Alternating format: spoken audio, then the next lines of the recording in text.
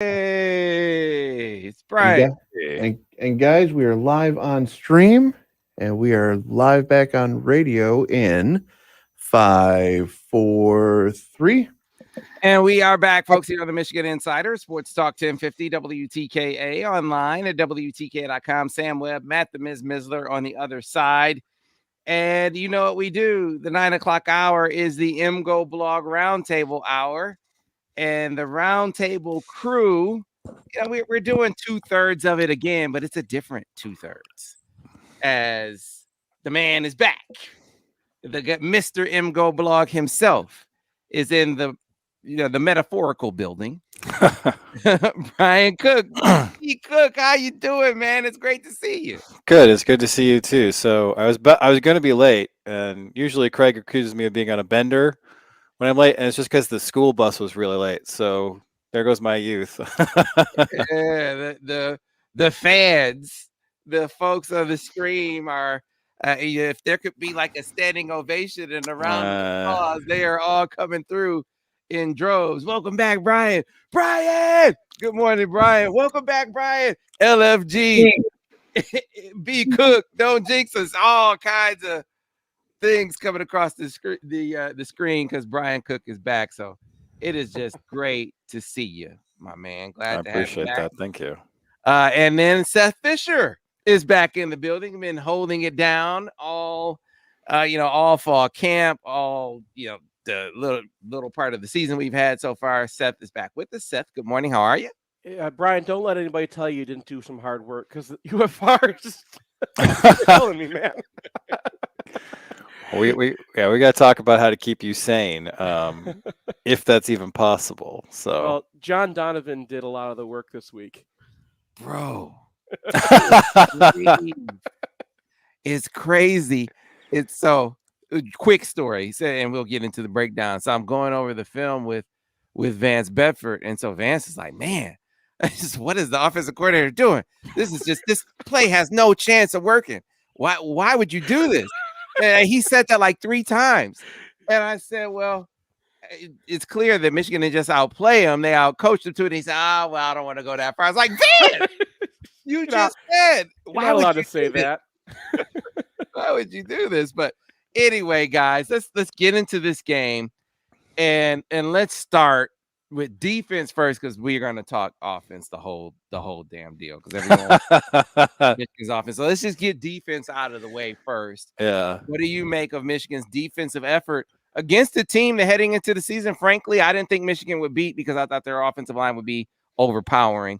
Michigan went out and they pretty much owned the line of scrimmage. Yeah, and Alex, when he did the opponent preview for this game, was like, "This team is not good." And it wasn't their loss to Montana wasn't a fluke. It wasn't something where they were close, but they just weren't clicking. It's just like this team doesn't have any skill position players, and their offensive line came in and had a major problem at guard and was really disappointing in the first game. And I think that's what we saw in this game too. For me, the most important development was Aiden Hutchinson, right? So first game, he rotates out a lot. He's not present on every play. In this game, he was. Like he annihilated a guy who is supposed to be in contention to be a first-round tackle. And when he was going up against tight ends, it was just no contest, right? You can't do that. You can't chip him. You can't slide your coverage, slide your protection. And so seeing him being like an every down terror, which we thought he was going to be, against some guys who I do think are legitimate Power 5 players, important development.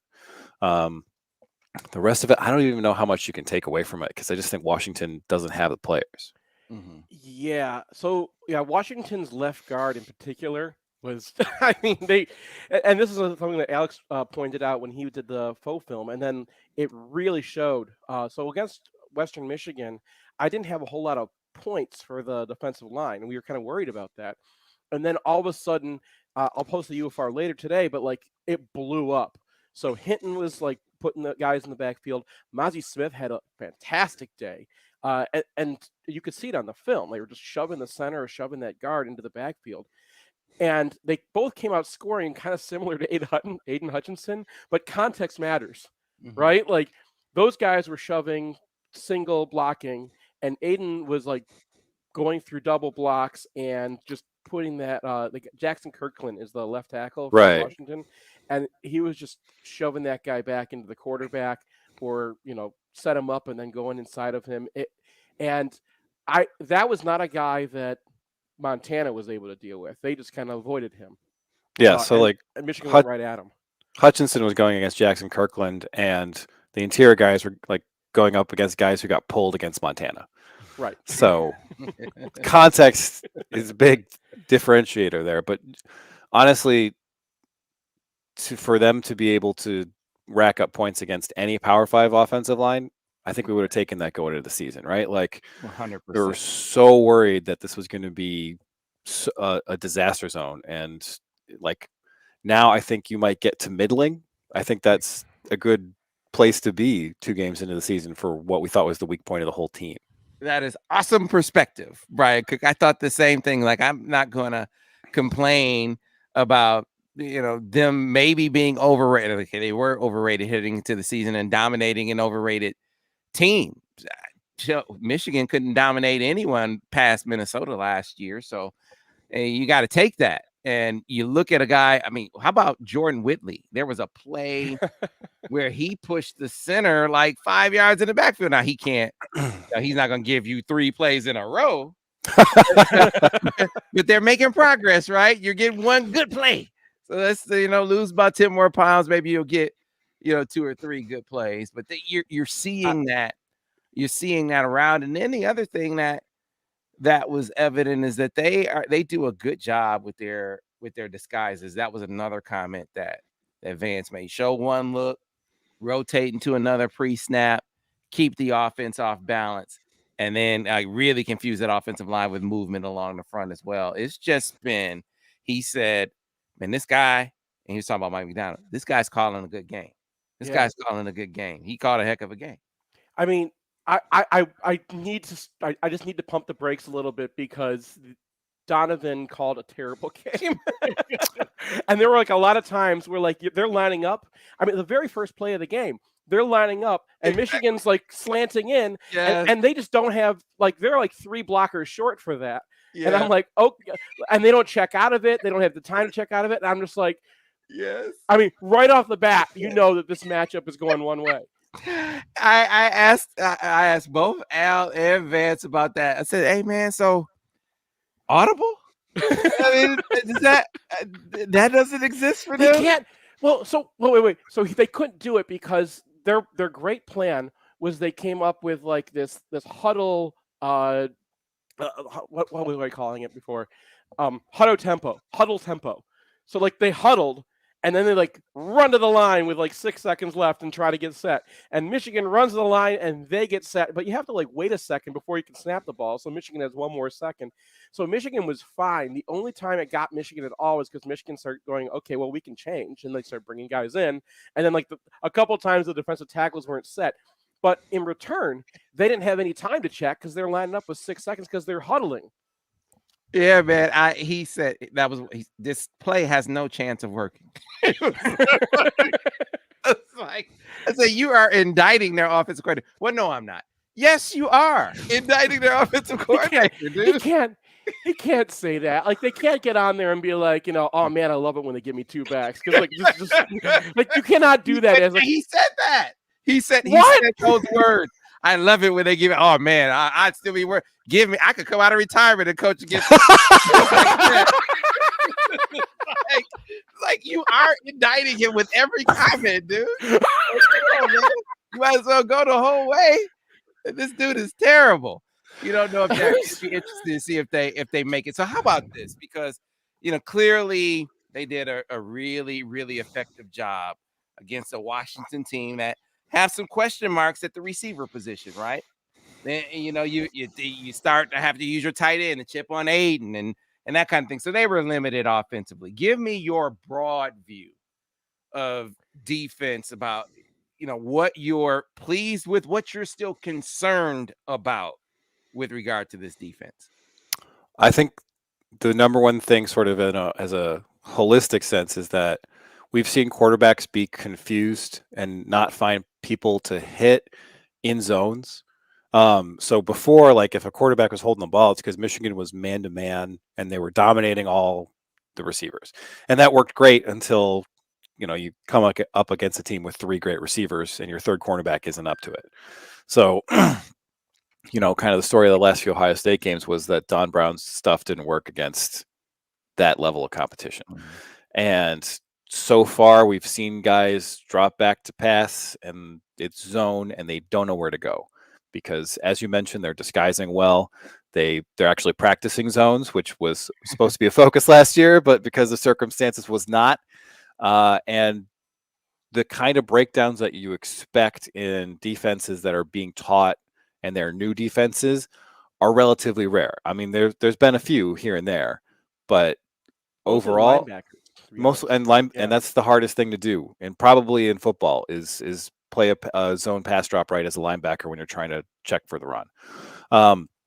So I think that's really encouraging because it points both to like, okay, this is something that can work at high levels of competition, and 2, this appears to be a very good teaching staff.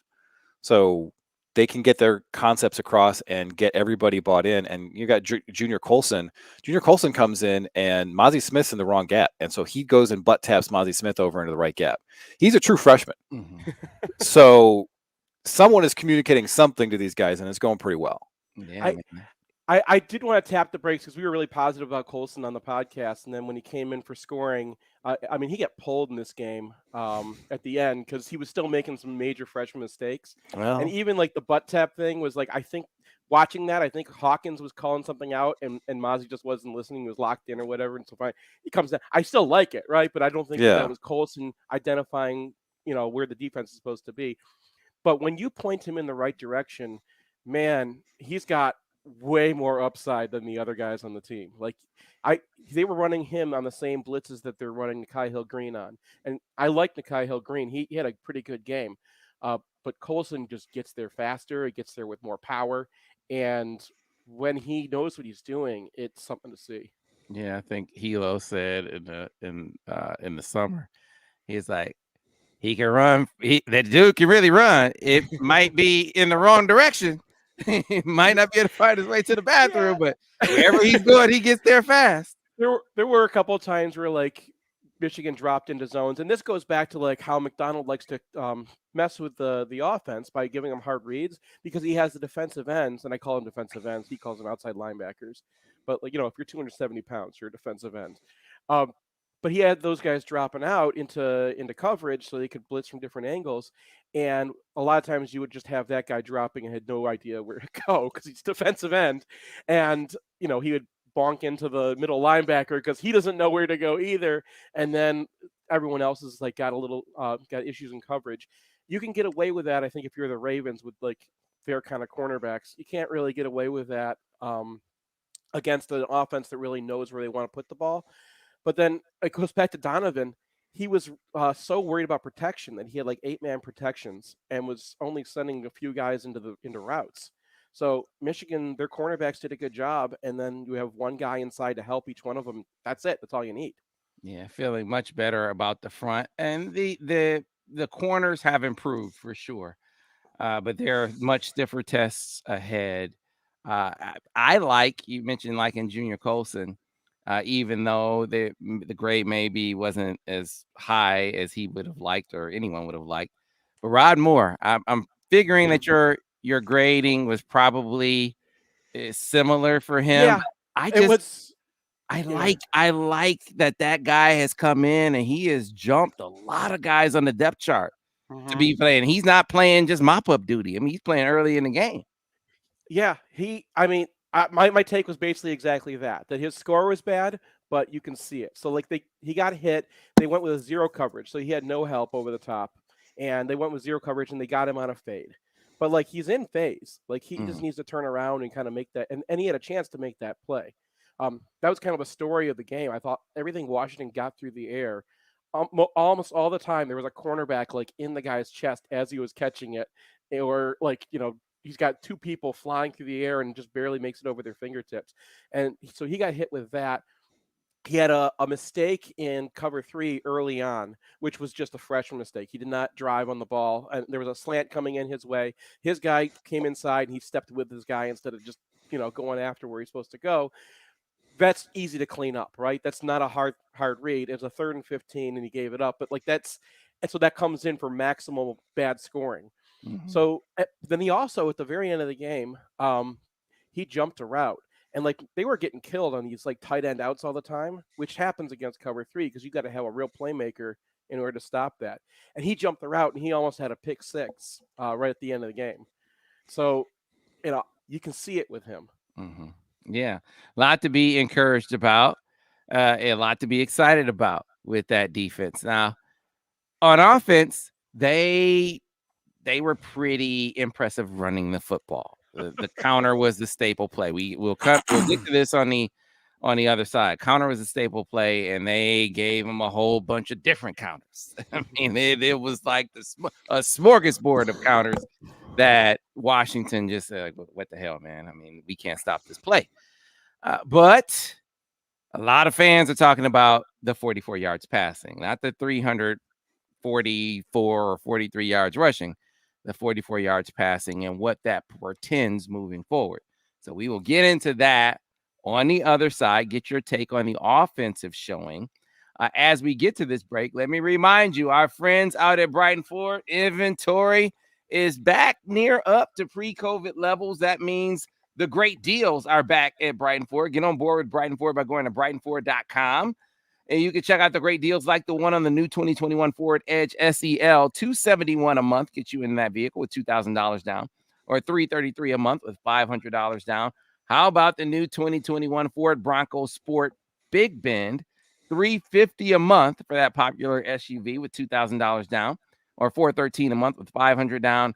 And last but not least, my favorite, the new 2021 Ford Explorer 4-wheel drive XLT, $265 a month with $2,000 down, or $327 a month with $500 down. For those and other great deals, get on board with Brighton Ford by going to brightonford.com or get on out to their lot, 8240 West Grand River Avenue in Brighton, Michigan. That's the Grand River exit off of I-96. Hop, skip, and a jump from the freeway exit. You won't miss it. Ask for John Cuter. He will take care of you out at Brighton Ford. Get on board Brighton Ford. We got to get to a break. Back on the other side with more MGoBlog Roundtable here on Sports Talk 1050 WTK, The Ticket.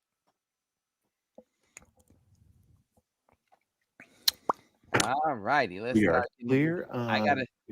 Let me go through all of the. Hey, Brian. Wait, but we did get this. Hey! Hey, that was probably somebody making that joke. Oh, there we go.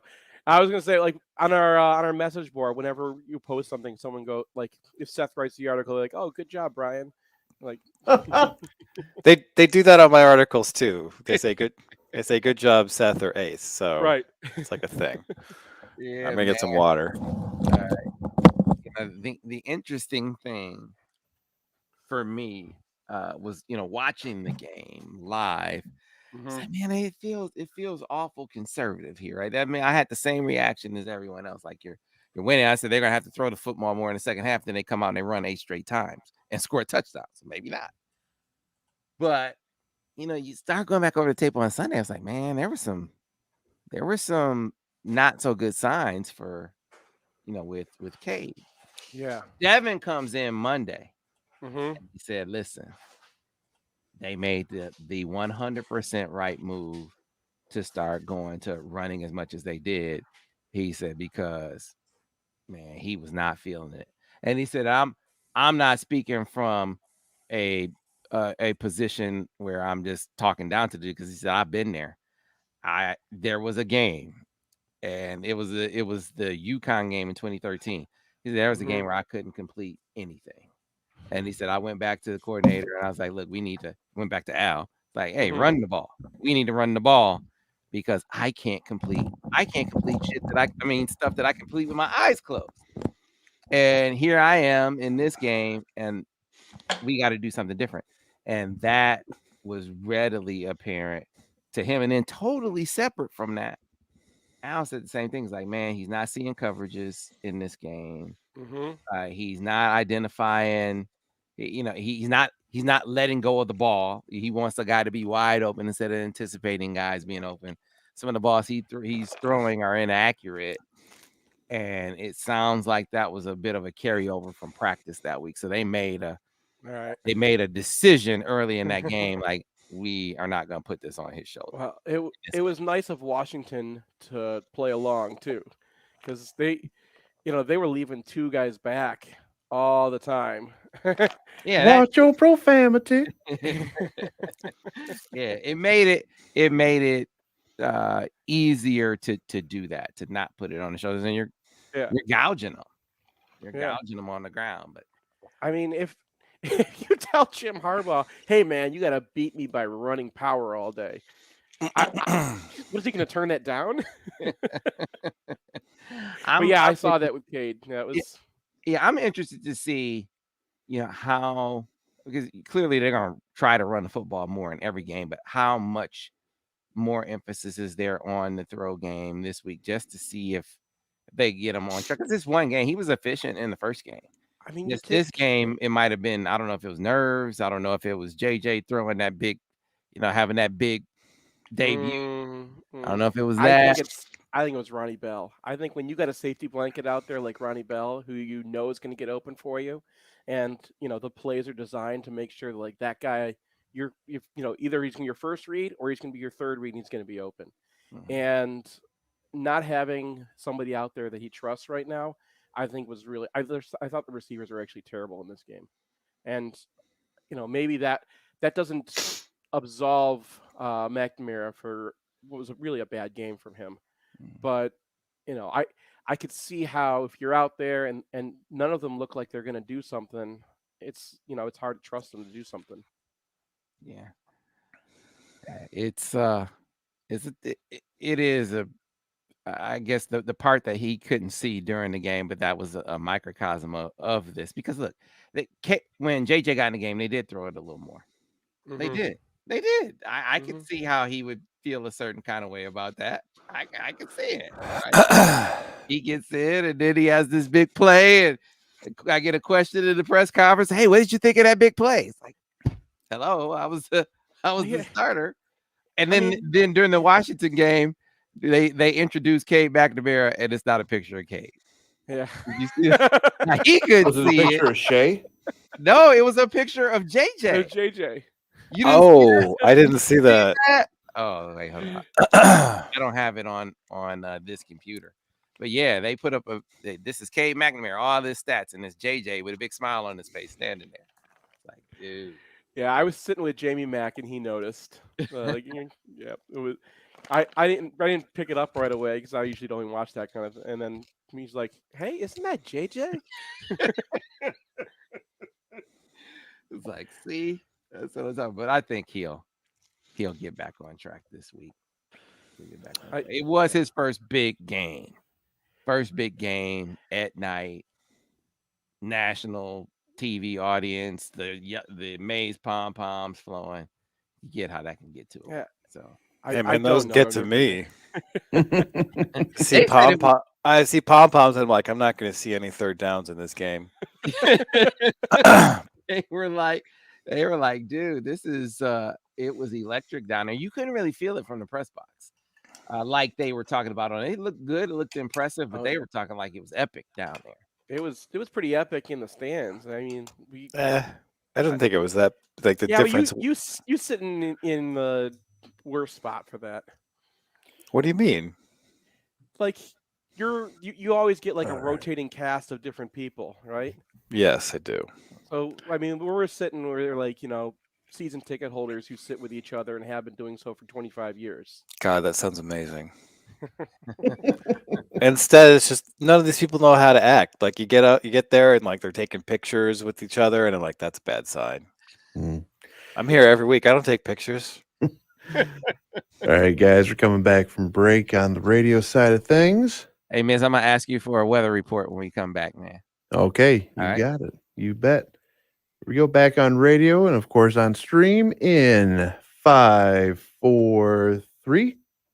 And we are back, folks, here on the Michigan Insider Sports Talk 1050 WTKA, online at WTK.com. Before we get back to the MGoBlog Roundtable, Miz, the sun is shining outside. It looks like it's going to be a pretty good day. Look like it's going to be a pretty good weekend. Am I right? Sam, to put it short, as my grandmother would say, it is beautiful today, and it's going to be that way the rest of the day. High in the mid to upper 70s. No rain to forecast. Might be a little bit of rain tomorrow, but today supposed to be spectacular weather for some golf, Sam. There you go. So if you want to get out and swing the sticks, or if it's me, you want to practice it not being terrible. Or me. Or Miz, the Polo Fields, the place to go, whether you want to play the 18 championship holes or take advantage of their short game practice area, their driving range, their grass tee range with just all kinds of options there to get your game right, to get it tight. Polo Fields is the place to go. Of course, still pool time, the resort style outdoor pool and hot tub with newly renovated concession stand with all of the, obviously, the food and drinks, everything you want. Great seating area out there. They have the fitness center. They have, of course, the outstanding food. Polo Fields provides our food inside the Bud Light Victor's Lounge on a weekly basis. So you got it all over at the Polo Fields. For more information on the perks of membership or to get a membership, go to polofieldccmi.com. That's polofieldccmi.com. It's back to the MGoBlog Roundtable. So let's just, all right, your visceral reactions to the game. Take me back to Saturday night, whatever time it was when it ended. You saw Michigan win the game 31-10, and you thought what, Brian, about that offensive performance? Well, there's not one thing to think, right? Because there's two different things to think. One is that they paved a Power 5 team in a way that it's been a long time since I've seen that, where like a bad run is 4 yards. Like that almost never happens. So that's in your head. And at the same time, it's like, this doesn't seem like a team that actually has much faith in its passing game. And so you got to hold both facts in your head. Like Twitter just blew up at each other because there was a faction that was like, look at this, we're crushing these guys on the ground. And I was like, but okay, our passing game is a little ominous. And I mean, they're both right, and they're still yelling at each other. So just feels like people are got to be on one side or the other side. And I think that both of those things are true. Like, Michigan has two great running backs. I think this is their best running back set in a long time. I think Blake Corum is their best runner since Denard Robinson. And I'm really impressed with what they've been able to do with the offensive line so far. Those things are true. It is also true that were points in this game where a team that had any faith in its passing game would have passed, and that Michigan did not. And so that's something that is concerning and something to work on. And guy's first big start, it's a night game. He's hyped up. Maybe this isn't going to be who he is going forward, but so it's half really encouraging and half a little concerning. Seth? Yeah, I mean, we talked to Denard when we did like a history podcast on 2011, and asked him about his Under the Lights game, and he was like, because he was terrible for like the first 3 quarters, right? And he's like, I was just so hyped, like it was just getting, and that was Denard, right? Like he's gonna get more hype because that's who he is, but like that, I'm sure that affects them in ways that we can't really chart or really see. But I also want to point out that you're playing against an opponent. So like some of the ways that you can, if you have a running game that's really successful and just pounding it for 4, 6, 8, 22 yards at a time, then normally they'll start bringing down their safeties. They'll start bringing their linebackers down at the first, we've played a lot of teams that just want to stop the run and make you pass.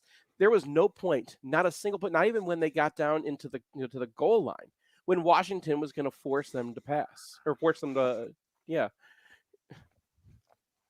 Well, I mean, they were usually +1 in the box since Michigan didn't really have much of a quarterback run game. There was the one keep. So, yeah. But their safety, when they have a deep safety, is a deep safety. Mm-hmm. And so he doesn't get involved at all. And you can't even like really funnel to him. Like if you got a safety at 15 yards, you can use him in the run game some, but they're lining the guy up at 20. So when Blake Corum breaks into the open field, that guy's nowhere near Corum. And I don't think it mattered what angle he took. That wasn't happening. And like, so yeah, I think it's really encouraging that they were able to completely pave a Power 5 team that we thought probably was going to have a pretty decent defense going in. Like they have a couple of established defensive tackles. They have, their head coach used to be a defensive coordinator with good defenses. They've historically been a pretty good defense. So to be able to do what Michigan did does probably say something bad about Washington, but just from a Michigan perspective, it's really encouraging. Especially because like Haskins had a great game too. Like Corum, I cannot express like how excited I am about Corum because Mike Hart but fast, and then he breaks into the open field, and you know what that felt like? That felt like Denard Robinson against Western Michigan because he breaks through that line, and there's like just that's a touchdown. There's nothing that anyone can do to stop this from happening. Well, you made a really good point about Thunder Lightning in the podcast that like definitely showed on the tape that like the angle you need to take in order to get Haskins down is not the angle you need to take in order to get to Blake Corum. So like you're adjusting, and there were like two plays away from each other where like the same safety just misses Corum because he was taking the same angle that just got Haskins down 2 plays earlier. Yeah, it was an atrocious angle, and you can see him literally say like, "Oh, blank," like, "Oh, bleep."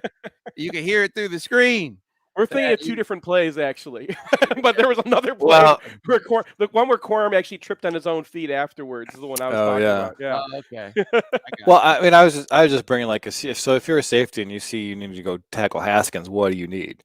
You need forward momentum because otherwise that guy's going to run you over. So you take a really aggressive angle and he's not going to run around you. He's going to try to run you over. And then when Blake Corum's on the field, you do the same thing and you just get dusted. Yeah. So that Corum play you're talking about, I mean, that shows you how much of a zone he's in because he completely cut off his puller. I mean, he just ran right in front of him and cut him off and still almost took it the distance. He's just feeling it. But the passing game, Cade McNamara, it looked like he wasn't feeling it in that game. So getting him back on track, it feels like, because it's just one game. He was really efficient in game 1. So getting him back to that point doesn't seem like it shouldn't be a huge undertaking. I imagine that will be a focus versus Northern Illinois, but at the same time, you also need to. I got this question a lot. How much JJ McCarthy do you work into that game? Do you play Cade the whole game, thinking, hey, we gotta make sure that we're working this passing game, we're getting him all the reps he can get, or do you say, you know what, but we need to be getting JJ some snaps too? How do you balance the two? I mean, unless you can see it in practice, that's a hard question to answer, right? Like, if JJ's close, if he's more talented, then yeah, I might work him in a little bit. If it's not really that close down in practice, then I think you got to focus on Cade McNamara. But since I don't know, can't really answer that question. Yeah. I mean, I go back to you're playing an opponent. So, Washington was just daring. This game was like, don't screw anything up, right? So, like, the one thing you don't need in this game is like an interception or something to give Washington like a moment of life. And, as long as you're paving them on the ground, I thought it took tremendous discipline to stick to what was working as long as it was working. And, like, yeah, you want to get your quarterback. I mean, that's what Harbaugh wants to do, right? Like, if it doesn't take discipline for Jim Hart to be like, should we run the ball again? Yes.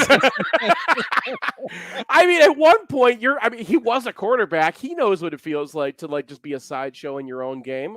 Like, and they did have a couple of things. They tried to work him in earlier, and they're like, yeah, it's just not working. So like.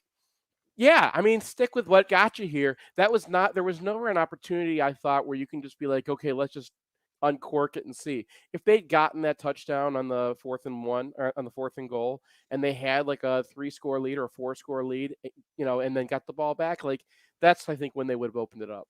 Yeah, it's the discipline is. Look, what people are going to say. Tune that out.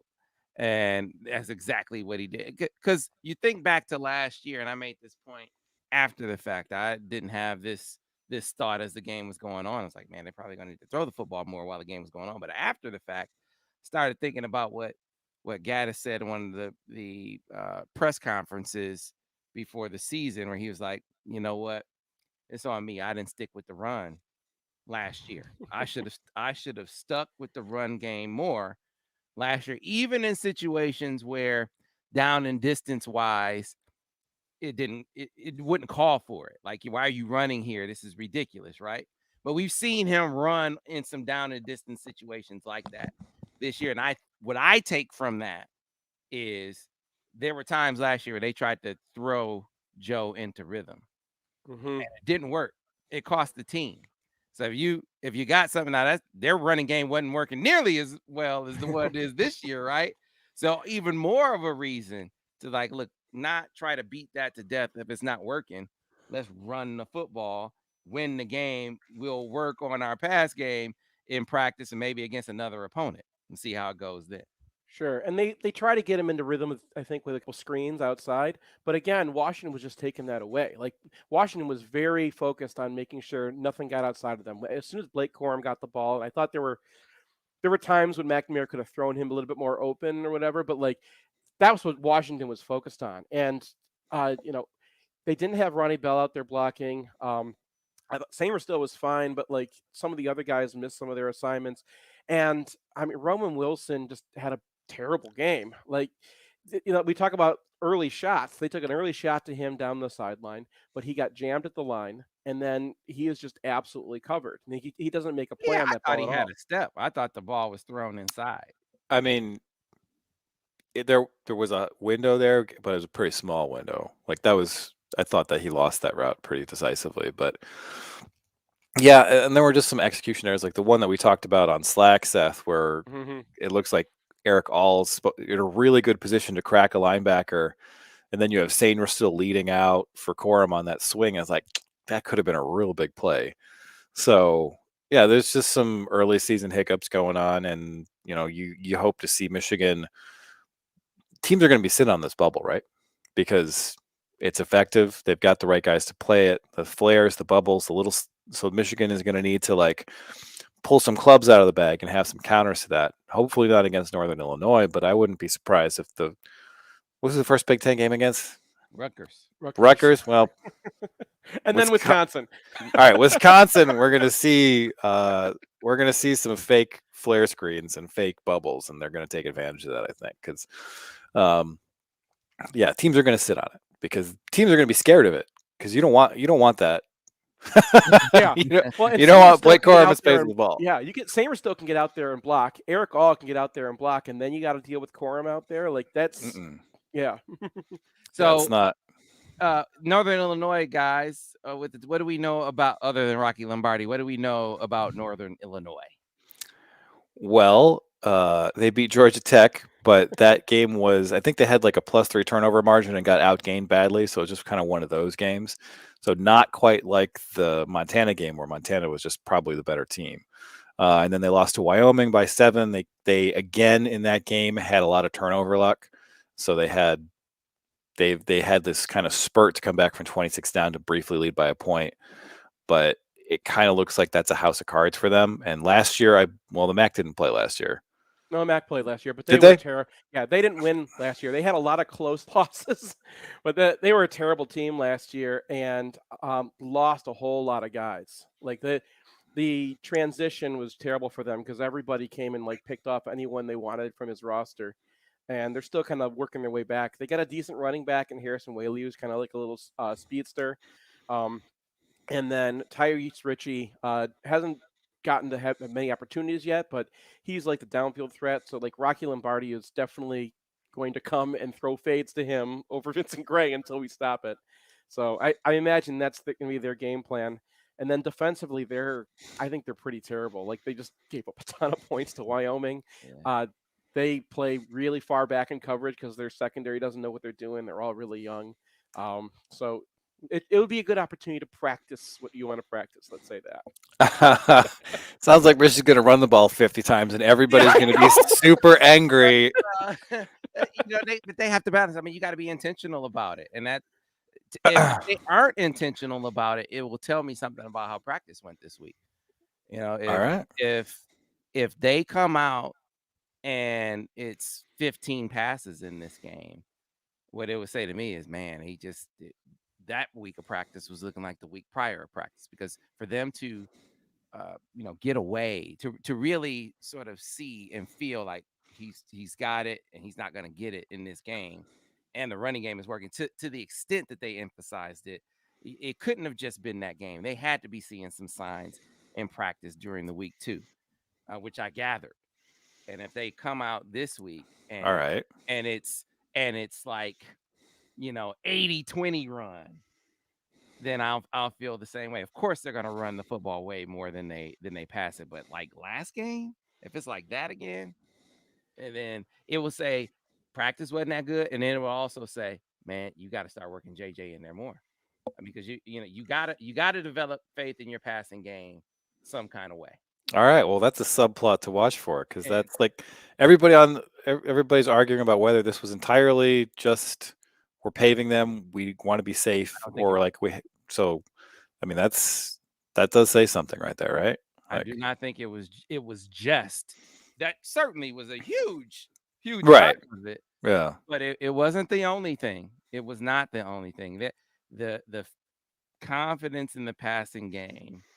You were spot on when you said it earlier. I think you said there were some situations in here that if you had confidence and faith in your passing game at its peak, optimal confidence, that you would throw it here, and they didn't. And I think your observation in that regard was spot on. So it's a work in progress. It doesn't mean not alarm bells going off like, oh my God, they can't be a good throw team, but they have to grow their confidence more in the passing game. And this is a game in which to do it, in my opinion. Yeah. Can we shout out Jay Harbaugh? Absolutely. Because except for the fact that they lost Ronnie Bell on punt returns and they got some issues there right now, everything else about special teams has been amazing 2 games into the season. So they go up against Giles Jackson, who everybody is terrified of because we saw him in a Michigan uniform returning kicks, and all those kicks go to the end zone. They almost block a punt. They get an impact punt return in the opener. They get, Moody hits a 52-yarder, and their punt coverage is excellent, and Robbins is skying them, so there's hardly any punt return opportunities. Special teams has been a consistent strength for this program since Harbaugh took over, Jay. And, I think that a lot of people kind of regard him as just kind of a nepotism hire, but I don't think so.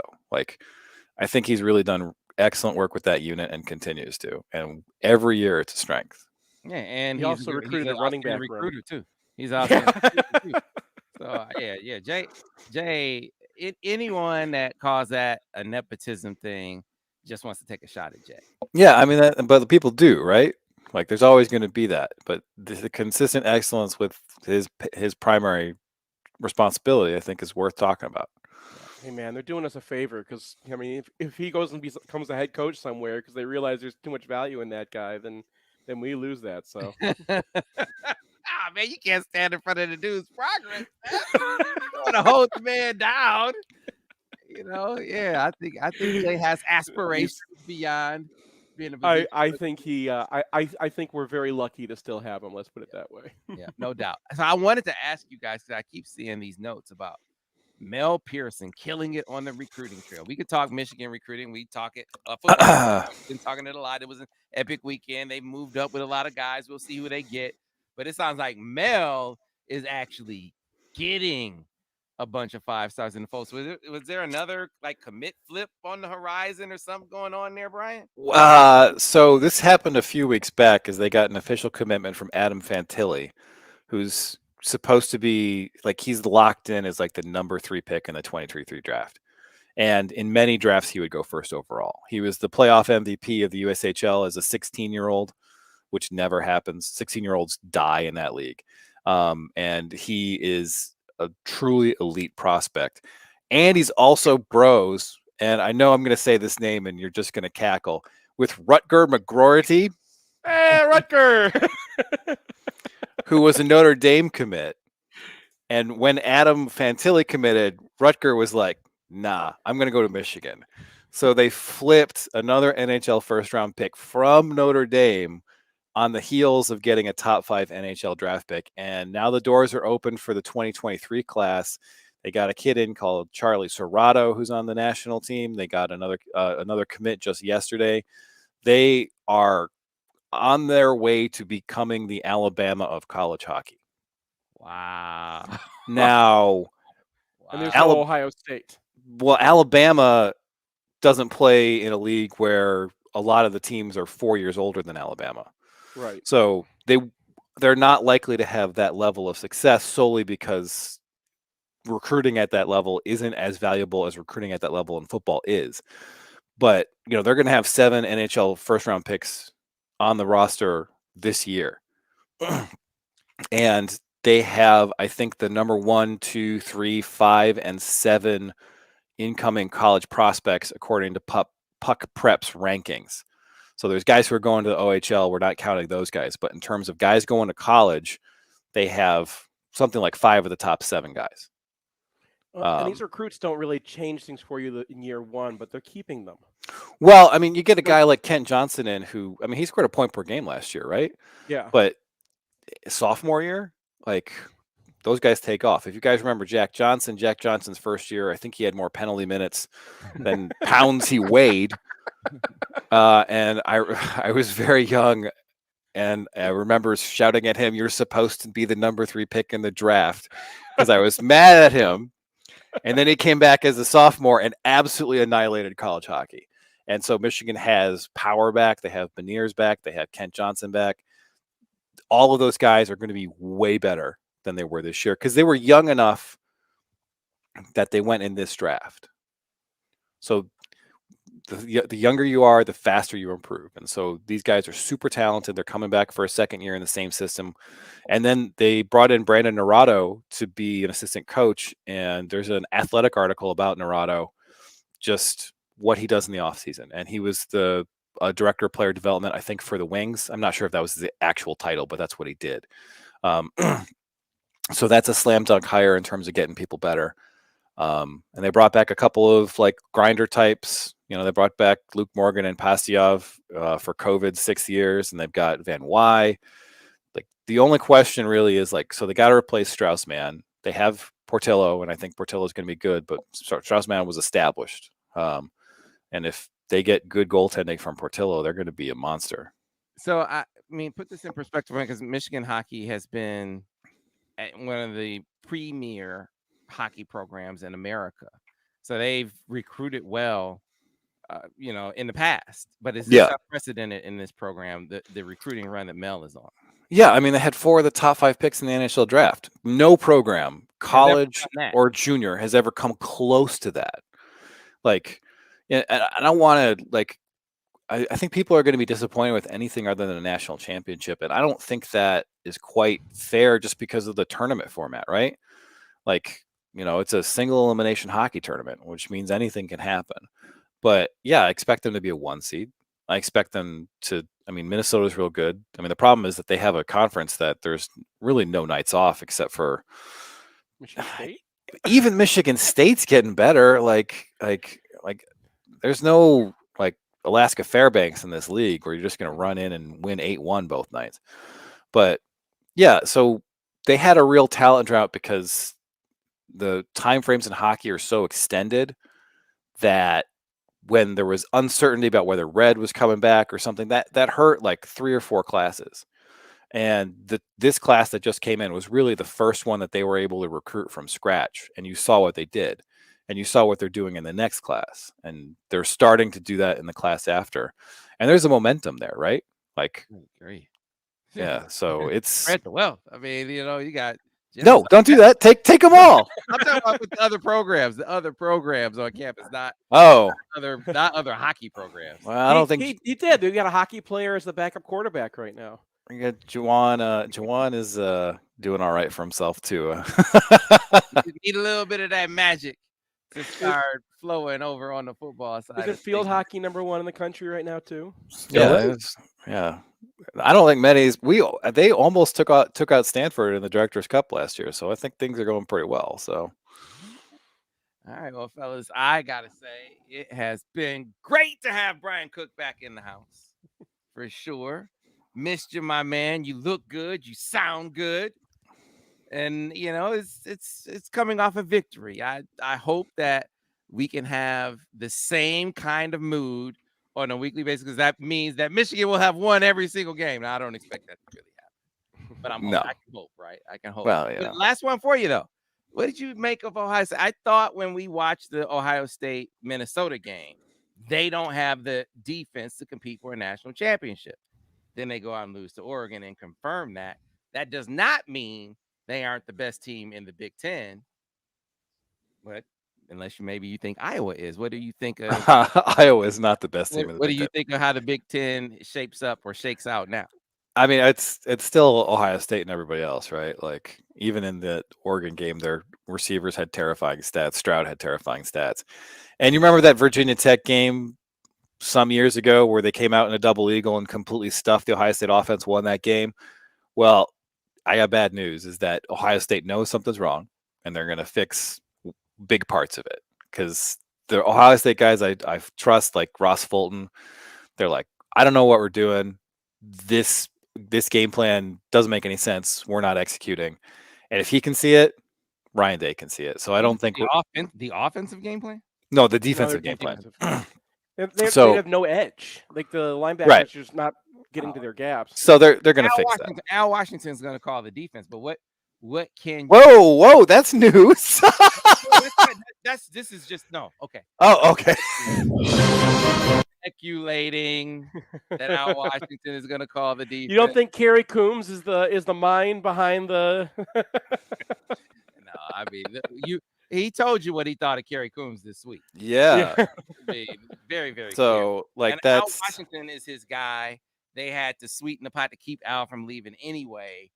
Al's going to be calling that defense. all right. Well, then I think that'll be like they're going to learn, they're going to improve, and they're going to trash the Big Ten still. Yeah, how much how many of his concepts can he install though? I mean, he probably has to call the defense that they have right now. Maybe he probably can do a better job than Kerry Combs, but Well, yeah, I mean, it's not like they installed a defense that doesn't have an edge, right? Like that's not what you do. I don't think they did.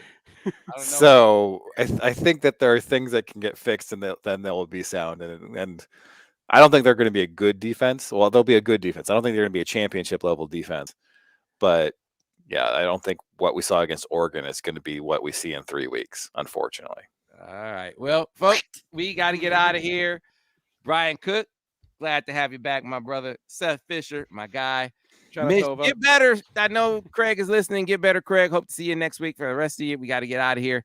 See you tomorrow on the Michigan Insider on Sports Talk 1050 WTK, The Ticket, the official voice of University of Michigan Sports Ann Arbor, a Cumulus station. We are clear on radio.